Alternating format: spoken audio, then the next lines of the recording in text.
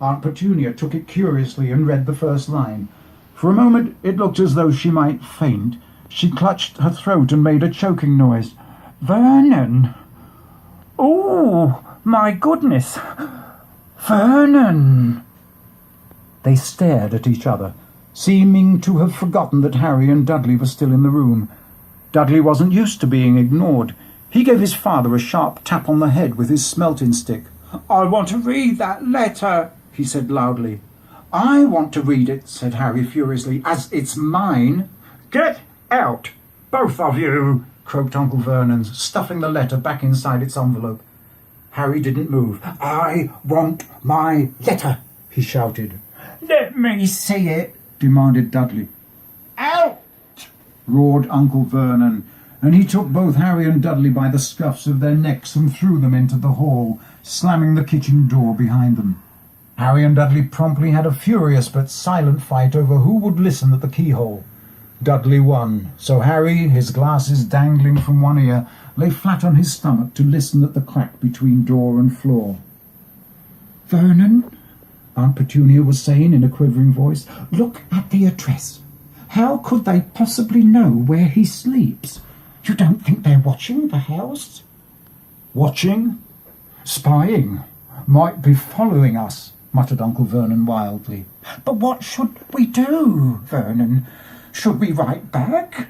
Tell them we don't want—" Harry could see Uncle Vernon's shiny black shoes pacing up and down the kitchen. "No," he said finally. "No, we'll ignore it.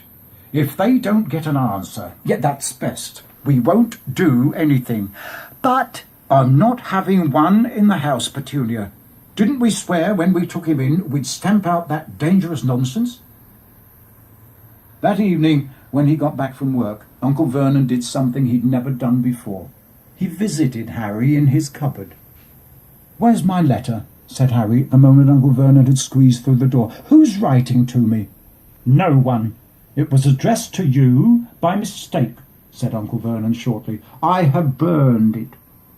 "It was not a mistake," said Harry angrily. "It had my cupboard on it." "Silence!" yelled Uncle Vernon, and a couple of spiders fell from the ceiling. He took a few deep breaths and then forced his face into a smile, which looked quite painful. Yes, Harry, about this cupboard. Your aunt and I have been thinking.